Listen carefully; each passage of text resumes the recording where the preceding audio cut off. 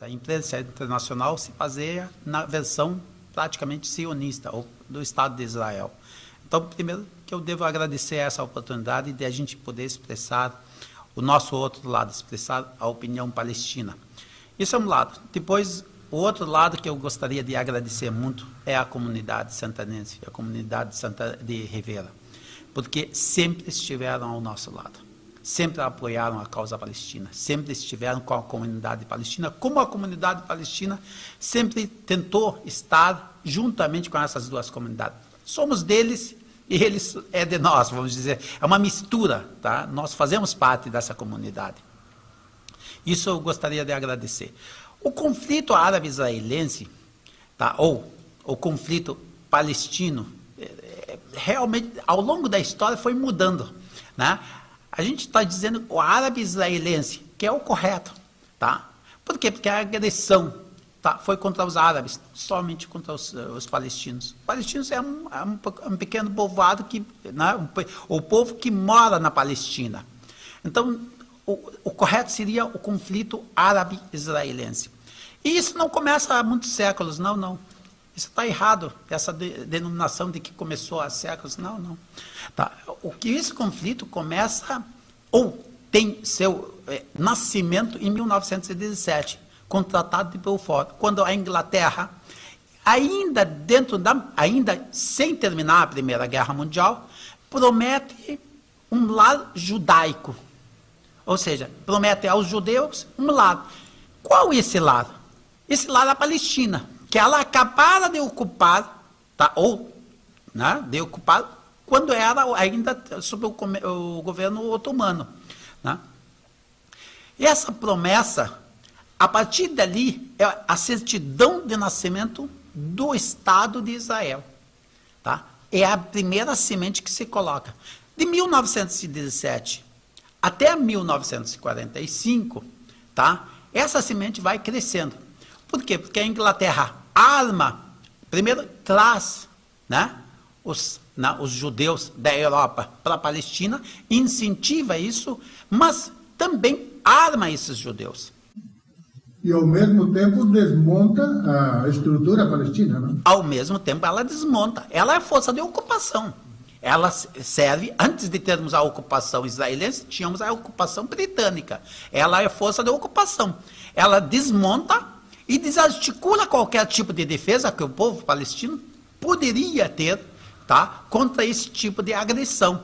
Não só a agressão britânica, mas a agressão das quadrilhas, do terrorismo, tá, que os judeus começaram a praticar na Palestina. Tá. Em 1936, explode a primeira revolta palestina.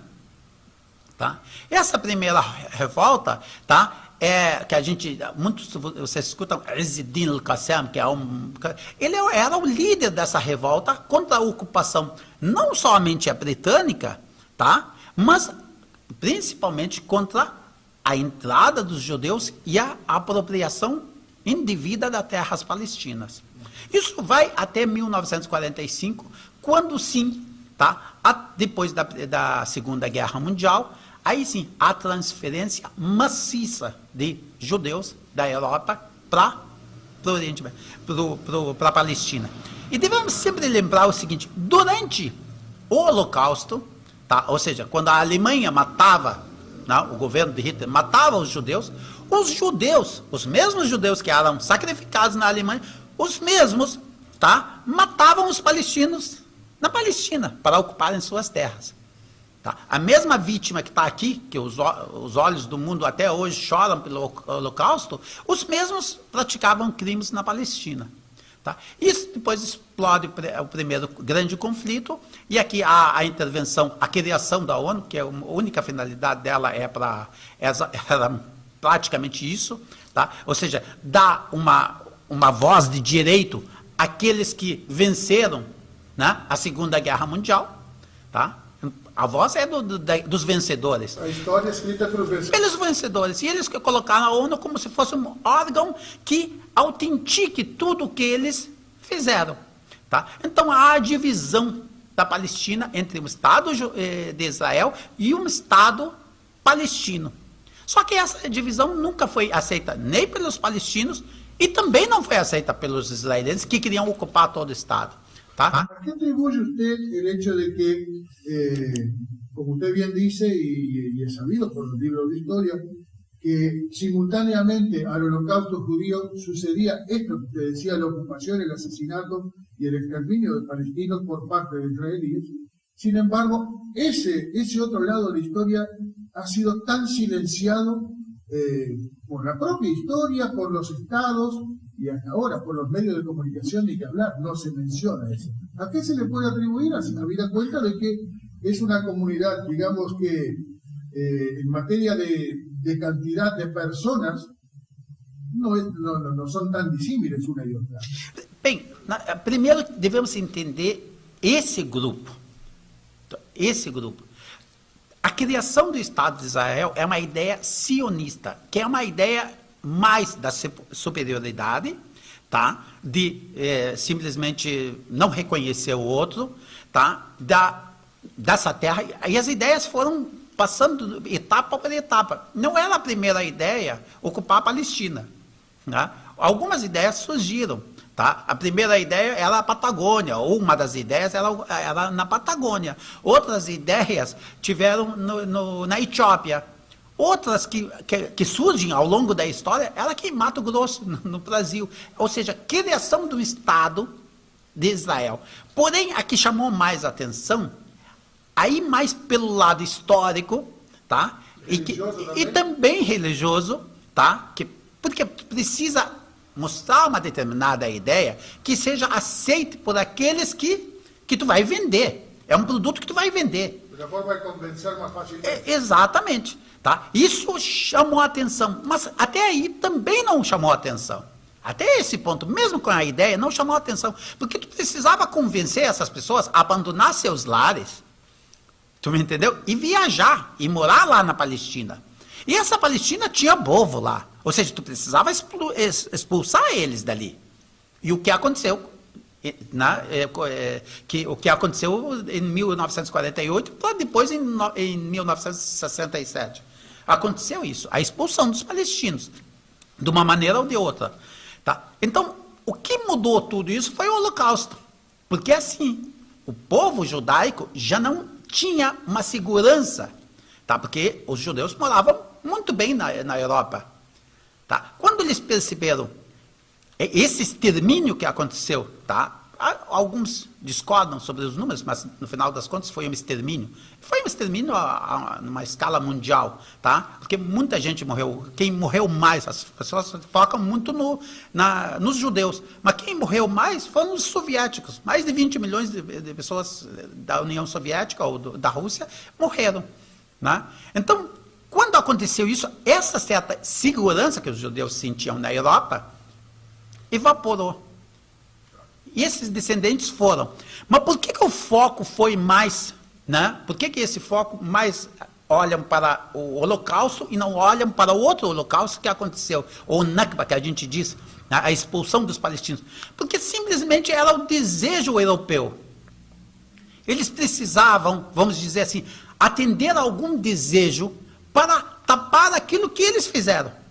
Na verdade, quem fez o extermínio dos judeus foram os europeus, foram os cristãos, não foram os muçulmanos. Quando a gente, porque muitas pessoas perguntam assim, mas vocês e essas duas religiões sempre? Não, tu está me colocando uma culpa que é tua, me desculpe.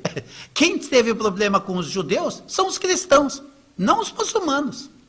Os judeus moram, hoje, não estamos falando de coisa, não, hoje eles moram no Irã, tá, que é um país islâmico. Hoje eles moram na Tunísia, que é um país islâmico, no Marrocos, e vivem muito bem. Moram na Argélia, moram na Líbia. Judeus. Moram no Iêmen. E todos são judeus. No Iraque moram judeus.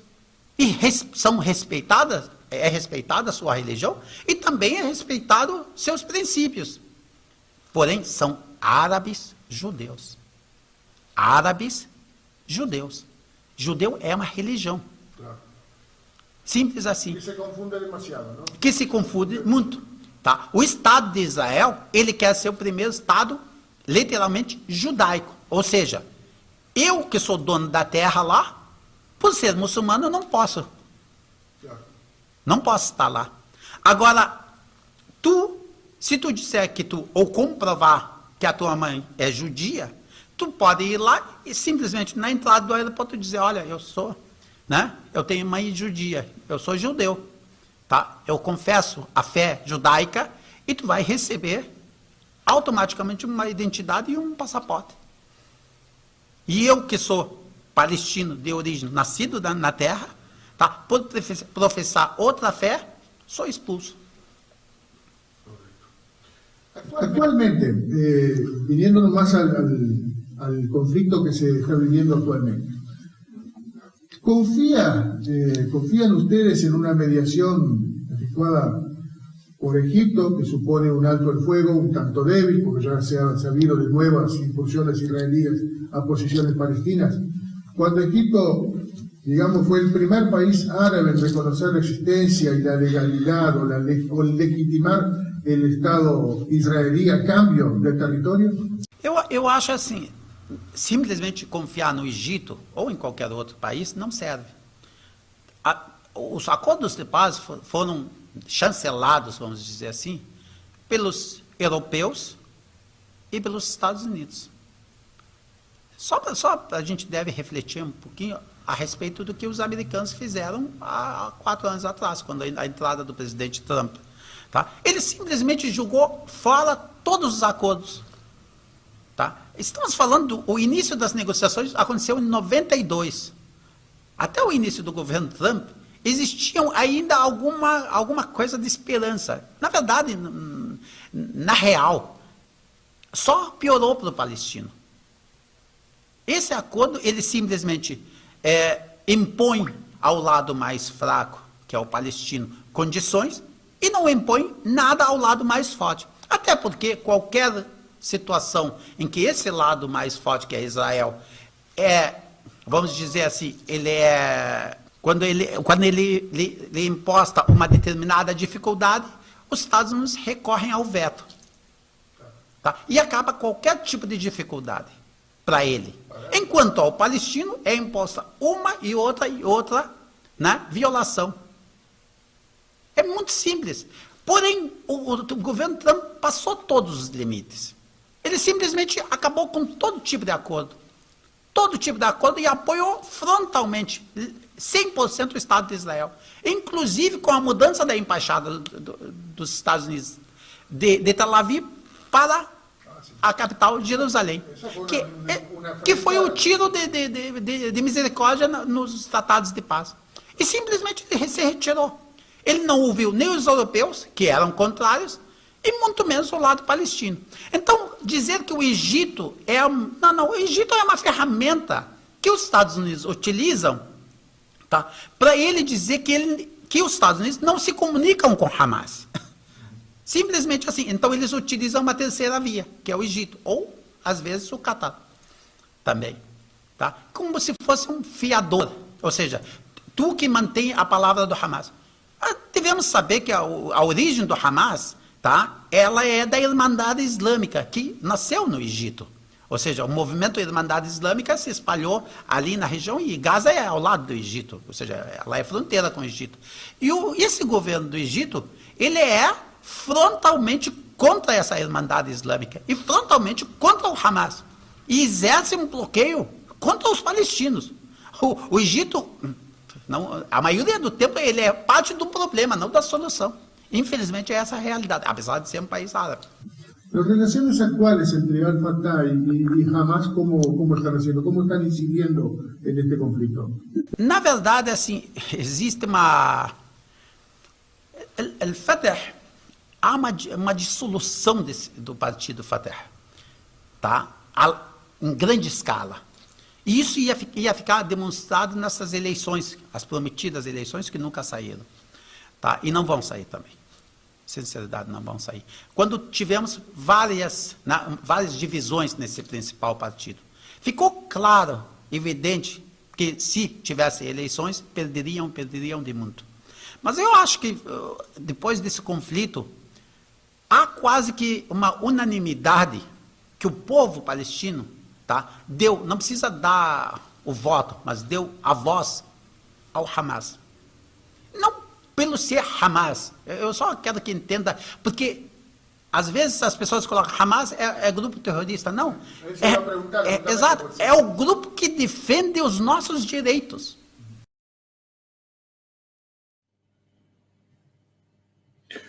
Bien, vamos a hacer una breve pausa en este diálogo que mantuvimos con el señor Vajdi Hanini. Interesante diálogo, extenso diálogo, pero que entendimos que merecía ser visto en su totalidad por la situación que se está viviendo y fundamentalmente por el hecho de que, bueno, como dijimos antes de la pausa, Uruguay vuelve a dar un paso bastante peligroso o un tanto, si se quiere, incomprensible para la opinión de muchas personas. Uruguay, junto con Austria, Reino Unido, Alemania, Bulgaria y la República Checa, fueron los únicos países que votaron en contra de la creación de una comisión que investigara las violaciones a los derechos humanos cometidos por parte de Israel hacia el pueblo palestino en este conflicto. Y recordemos que previo a eso también ya se había pronunciado enfáticamente en favor de Israel, condenando supuestos actos terroristas por parte de Hamas. Vamos a una pausa y a la vuelta volvemos con la segunda parte de la entrevista que hicimos con Vajdi Hanini.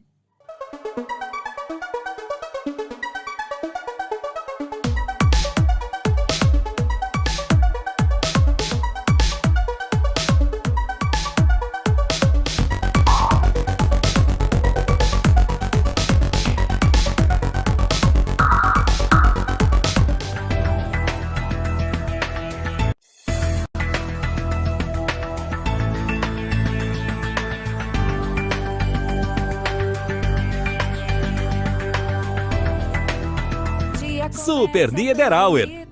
Final de semana com ofertas imperdíveis. Aproveite! Super Niederauer.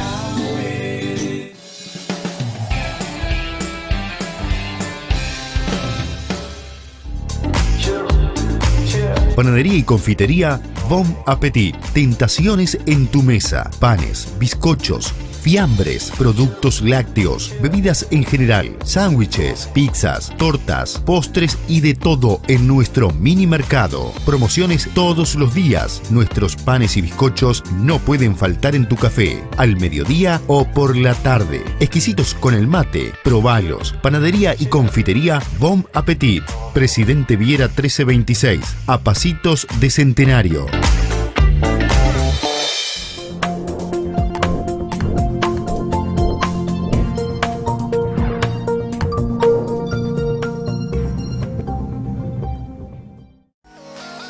De 9 a 12, la mañana de R+. Conduce Nazario Zampayo. Somos R+. La manera de comunicar y llegarle a su oyente o televidente ha cambiado. R+. Radio que se ve. Somos su mejor opción para promocionar su producto o empresa. R+. Más radio, más televisión. La mayoría está en internet consumiendo productos online. Esto es R+.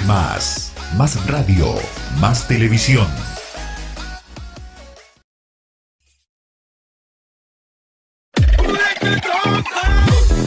Motopartes JR en sus dos casas, Ituzaingó esquina Reiles y Avenida Italia 2065 Casi Vidal. Repuestos para motos, nuevos y usados. También contamos con bicicletas para que salgas a pedalear por donde quieras. Y si te gusta la adrenalina, también tenemos longboard. Llámanos al 099 431 211. Este domingo, el fútbol uruguayo en vivo por R+. Dos partidos en una sola voz. El riverense Andrés Cuello Núñez, la voz del gol y el gran equipo deportivo de El Show del Fútbol. Desde las 17:30 horas, Peñarol, Boston River y Nacional. Sudamérica. Nos ves, nos escuchás. Fútbol en vivo aquí, en R+.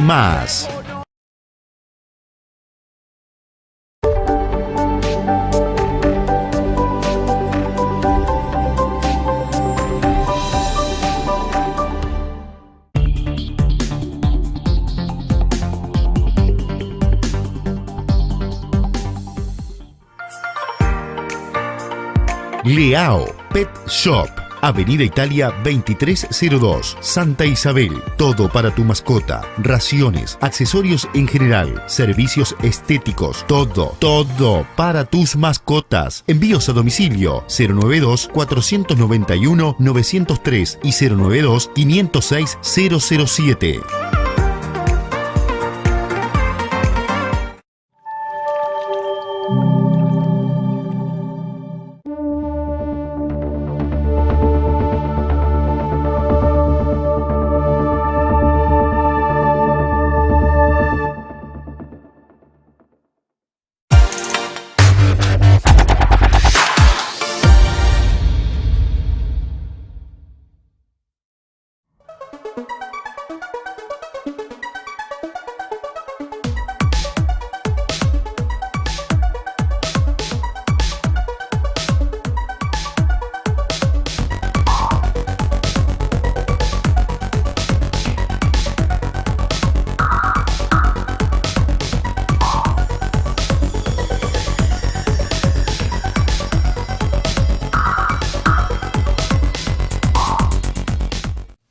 É esse o grupo que defende os nossos direitos.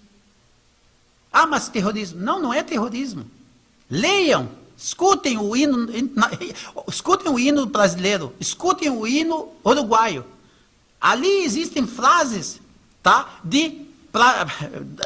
da bravura das pessoas que construíram esses países, que defenderam isso. O país precisa de homens para construir ele. O país precisa de homens para defender ele. Infelizmente, a gente dizer que tudo no Tratado de Paz é maravilhoso, desde que o outro respeite. Se o outro não te respeita. Estuve leyendo algo, según pude interiorizarme, Hamas se crea algo así como en el año 87, más o menos, ¿no? Na verdade, a intifada que começa em 87. O Hamas é um pouquinho mais antigo. O Hamas não é um partido, é um movimento.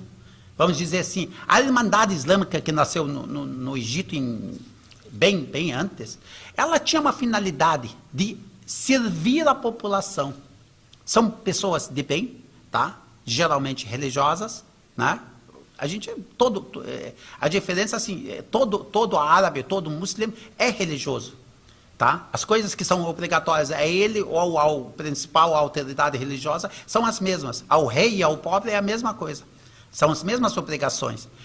Mas essas pessoas eram mais ligadas à religião e tinham a finalidade de fazer o trabalho de ajudar as pessoas, o trabalho social. Trabalho difícil mesmo, que geralmente o povo não faz, o governo não faz.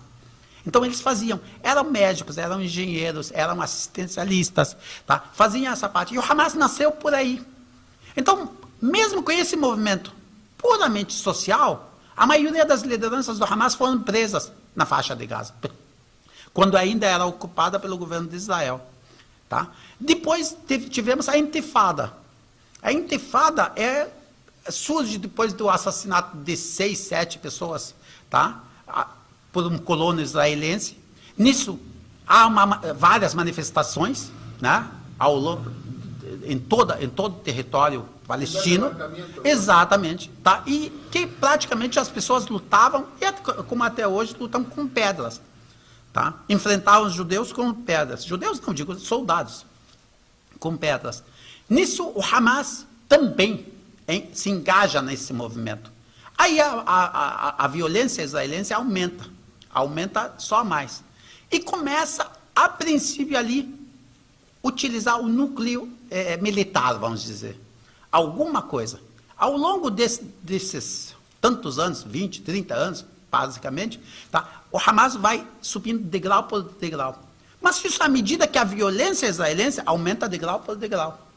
Reparem que na primeira intifada de 87 a 92, quando começou, né, o processo de paz, em 5 anos, morreu 1.000 pessoas.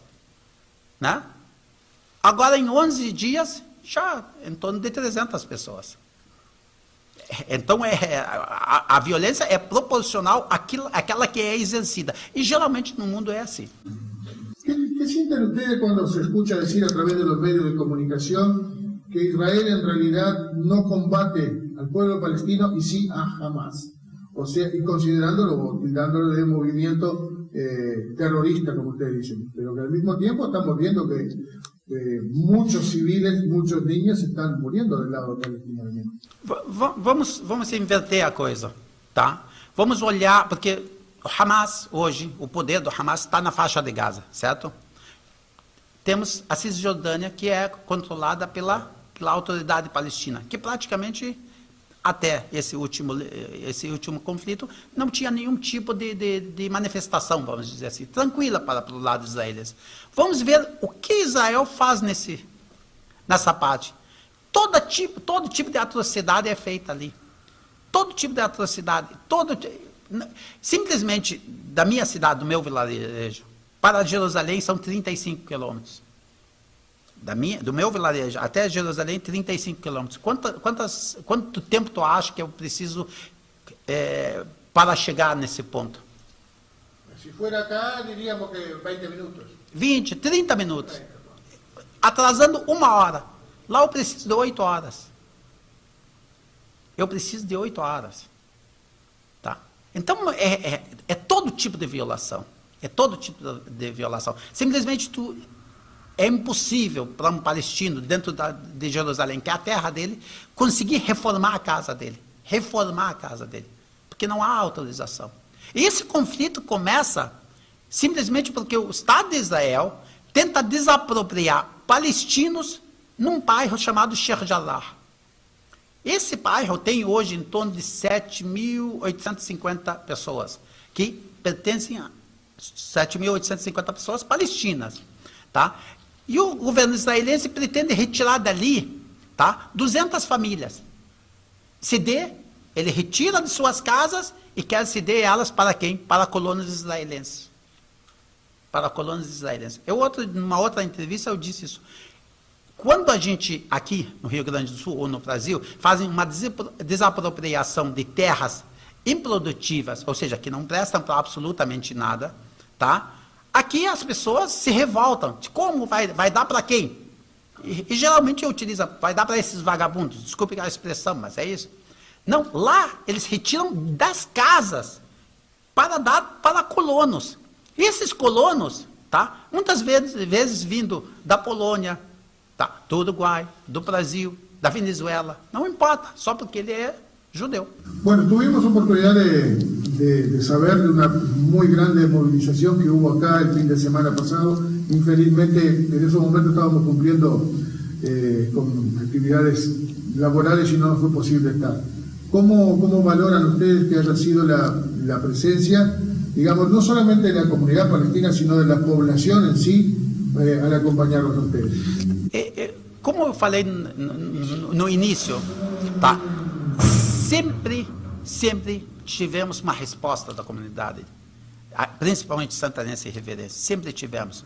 Tá? E eu também tenho aqui outras comunidades, Uruguaiana, Chuí, tá? E sempre foram favoráveis. O povo, vivemos numa fronteira pacífica, que às vezes é difícil compreender o que passa lá. É difícil, eles não entendem. E realmente, nós vivemos em algo singular no mundo. Tá?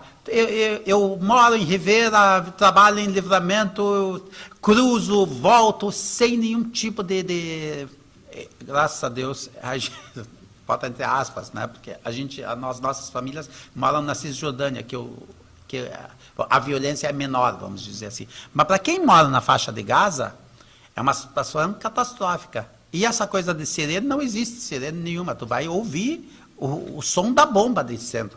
Não vai ouvir a sirene. Não tem. Até porque a aviação israelense não abandona o céu de Gaza. Também é importante lembrar que há 15 anos, não é um dia, 15 anos, a faixa de Gaza é cercada por ar, mar e pelo Estado judaico e pelo Estado do Egito. Los propios pescadores artesanales também constantemente assediados. São não só assediados, tá? Atiram neles constantemente. E muitos, centenas morreram. Tá? E também é importante lembrar, a gente fala Gaza. Tá? Qual é o território da faixa de Gaza? Eu gostaria que quem está nos ouvindo ou quem está nos vendo Pegue, hoje todo mundo tem ferramenta, bota no Google, coloque faixa de Gaza, tá? E vê qual é o tamanho do território. Significante. 365 quilômetros. Para quem está me assistindo ou me vendo, tá? O município de Santana do Livramento é 6.000 e tantos quilômetros. Tá? O município ou departamento de Rivera é 9.700 quilômetros. Vou repetir o tamanho da faixa de Gaza. 365 quilômetros. Bem, nós sabemos quanto é que é a nossa população aqui. Em Livramento, uns 80 mil. Bota em Rivera, mais ou menos 100 mil. É mais ou menos isso que a gente está falando, um pouquinho menos, um pouquinho mais. Tá? Na faixa de Gaza, 2.050.000 habitantes. Essas pessoas precisam de assistência. Essas pessoas precisam de água. A faixa de Gaza é deserto. É deserto. Tá? Até quando fizeram um muro pelo lado do Egito, com financiamento americano, e etc., etc., e inundaram uma parte desse muro com água do mar. Ou seja, acabaram prejudicando a água, né, subterrânea, a água doce, que era possível. Então, nós precisa de saneamento, precisa de água, precisa de medicamento, precisa de alimento, precisa tudo. Tudo. São 2 milhões de pessoas presas num território minúsculo. Tá? Quando tu fala dos pescadores, é basicamente a única fonte, tá, de alimento, de carne, vamos dizer assim. Tá? A única fonte. Porque é impossível criar qualquer coisa em 365 quilômetros. É simplesmente um milagre a existência de faixa de Gaza. E mais milagre é essas pessoas poderem se defender.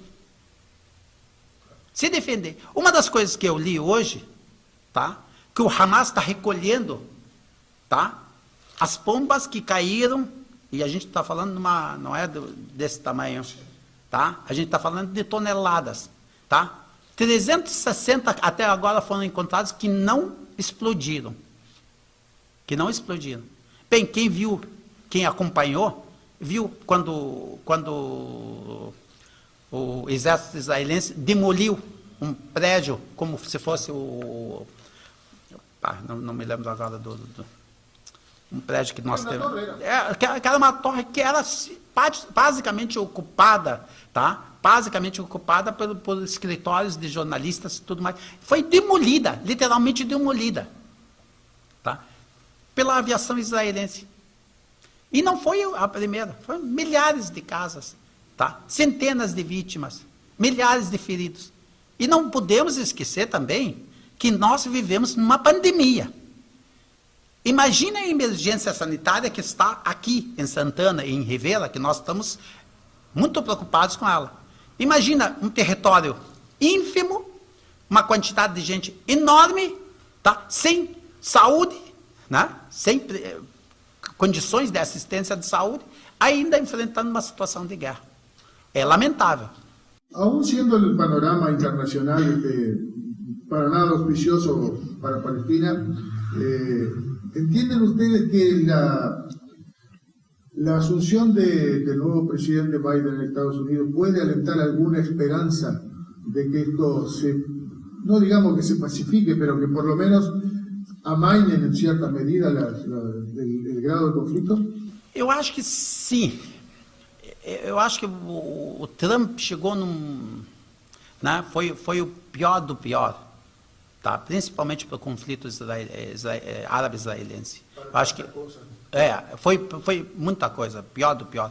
E infelizmente acabou infectando praticamente não é só os Estados Unidos, em outros estados. Essas ideias ultradireitistas, essas ideias de excluir o outro. E o presidente Biden mostra alguns sinais, tá? É lógico que devemos sempre lembrar que o lobby judaico nos Estados Unidos é fortíssimo. A gente falava do papel da imprensa, e a imprensa, tanto nos Estados Unidos como na Europa, como aqui na América, ela está na mão judaica. Tá? Isso é fato, não é uma coisa. E as fontes da imprensa, elas são poucas. Até pouco tempo atrás.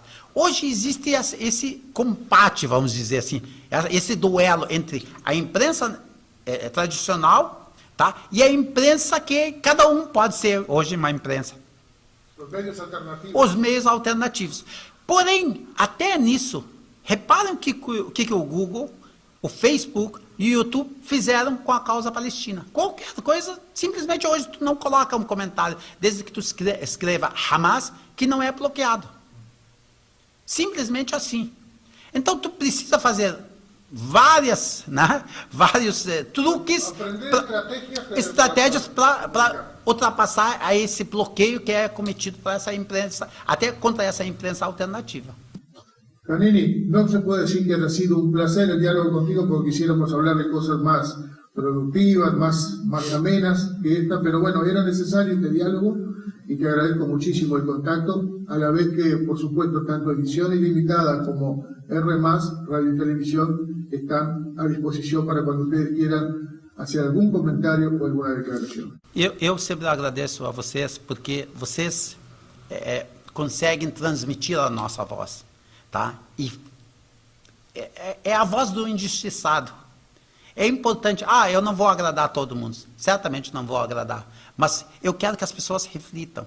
Eu quero que as pessoas se coloquem, né, no lugar do palestino. Não é impossível. É impossível eu ficar, nem pensar, não consigo pensar. Hoje ainda vi uma cena de um pai que perdeu 6 da família. É impossível fazer isso. Porém, esse pai que perdeu, que não consegue transmitir, tá? Cabe a nós, cabe a mim, cabe a ti, cabe a essa rádio, transmitir a voz dele. Dizer, essas mortes não foram em vão. Tá? E isso não é para simplesmente Gaza.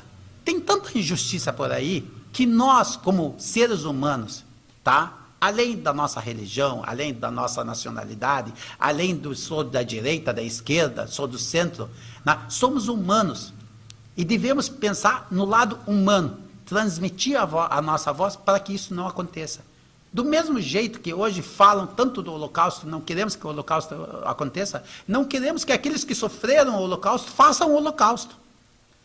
Não queremos que eles fizeram que façam com nós. E estão fazendo, há mais de 70 anos. Mas, eu sempre digo, a justiça vence. Mais um dia, menos um dia, a justiça vence. Tá? A justiça sempre vence. Bueno, más que contundentes las expresiones de Vashti Janini.